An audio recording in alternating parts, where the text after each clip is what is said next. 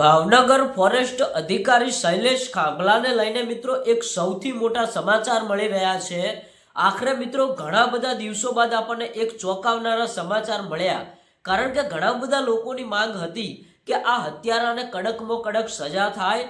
મિત્રો શૈલેષ ખાંભલાના 7 દિવસના રિમાન્ડ બાદ નવા કોઈ સમાચાર આપણને જાણવા નહોતા મળતા, કારણ કે જ્યારે આ શૈલેષ ખાંભલાએ તેના પરિવાર સાથે આવું કર્યું ત્યારે મિત્રો સોશિયલ મીડિયાની અંદર તમે ઘણા બધા સમાચાર જોયા હશે।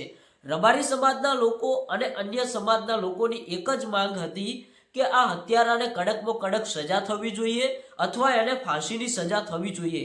આખરે મિત્રો અત્યારે હાલ શું સૌથી મોટા ખુલાસા થયા છે, શું સૌથી મોટા સમાચાર મળ્યા છે? મિત્રો આ શૈલેષ ખાંભલા ફોરેસ્ટ અધિકારી એક છોકરીના પ્રેમ સંબંધના કારણે પોતાના પરિવાર સાથે જે વર્તન કર્યું છે, હવે આખી દુનિયા જાણે છે એવું કહીએ તો પણ ચાલે, કારણ કે રબારી સમાજના લોકોએ જાહેરમાં રેલી કાઢીને એવું કહ્યું હતું કે આ ખાટકીને કડકમાં કડક સજા મળે, આ હત્યારાને કડકમાં કડક સજા મળે। પણ મિત્રો એના કોઈ નવા અપડેટ નહોતા મળતા, નવા કોઈ સમાચાર નહોતા મળતા, તો આખરે આજે ઘણા બધા દિવસો બાદ આપણને એક વાત જાણવા મળી છે કે આ શૈલેષ ખાંભલાએ જે પ્રેમ સંબંધની અંદર આ કામ કર્યું, પોતાના પરિવારના સભ્યોની હત્યા કરી, એના પછી મિત્રો શૈલેષ ખાંભલાની પોલીસે ધરપકડ કરી, અત્યારે હાલ પણ તે જેલની અંદર છે। પણ લોકોની માંગ પૂરી થઈ કે ના થઈ? લોકોની શું માંગ હતી કે આ હત્યારાને કડકમાં કડક સજા મળે અથવા એને ફાંસી મળે। હવે મિત્રો જોઈએ છીએ કે આગળ શું નવા અપડેટ મળે છે, લોકોની માંગ પૂરી થાય છે કે નથી થતી।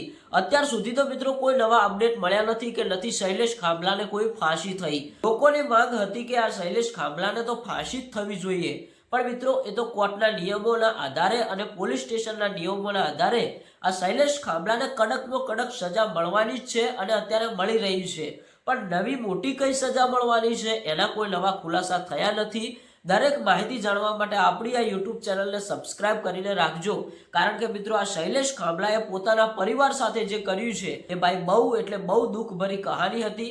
પ્રેમિકાને પામવા માટે મિત્રો પરિવારની હત્યા કરી એ બહુ નાની વાત નથી, આખી દુનિયાને હચમચાવી નાખે એવી વાત હતી। તમે શું કહેશો કોમેન્ટ કરીને જરૂરથી જણાવજો, અને શૈલેષ ખાંભલાને શું કડકમાં કડક સજા મળવી જોઈએ કે ન મળવી જોઈએ એ પણ કોમેન્ટ કરીને બતાવતા જજો।